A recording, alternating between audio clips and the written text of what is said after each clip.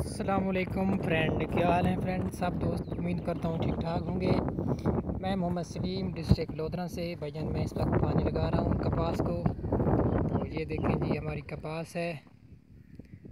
इधर पानी की भी बहुत कमी है, तो ट्यूबवेल वगैरह चला के ना इस मतलब कि कमी को पूरा किया जाता है हमारे यहाँ। तो दूसरा जो देखें इधर अपना, ये देखें पानी की कमी की वजह से जो हमारे घास हैं वो मुकम्मल बाहर नहीं होते। ये देखें हर बार ये रह जाता है। ये देखें, एक तो हमारे यहाँ पानी की कमी है, जानवरों के लिए भी कमी है, घास के लिए। दूसरा हमारी फसल का ये देखें, ये हाल है कि ट्यूबवेल वगैरह चला के हम इस कमी को पूरा करते हैं।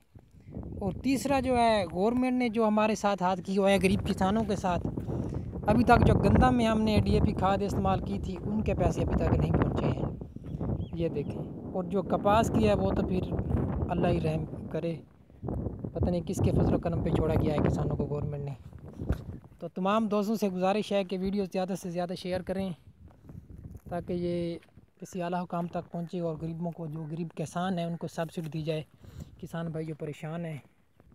और ये देखें, ये जो हमारी जगह अपना गंदम काश्त की है, उसके बाद ये जो ज़मीन है फारिग पड़ी हुई है क्योंकि पानी इतना है नहीं। ये दोस्त आप देख सकते हैं, इधर देखें, आगे हमने ठेके ली हुई थी उस 6 एकड़ में से आप यकीन करें सिर्फ 2 एकड़ हमने कपास काश्त की है, बाकी 4 एकड़ बिल्कुल खाली पड़ी हुई है। तो मैं आपको दिखा देता हूँ। ये देखें सर, ये हाल है। और ये जो है जी पानी की स्पीड है हमारे यहाँ, ये देखें सर। बस अल्लाह ताला खैर करे।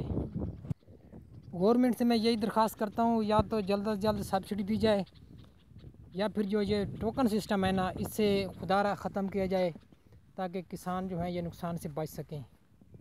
किसान को पता नहीं होता, ये जो है दूसरे ख़रीद के जाते हैं टोकन नंबर, तो वही पैसे कमाते हैं। किसान जो है वो ऐसे ही हाथ मलता रह जाता है।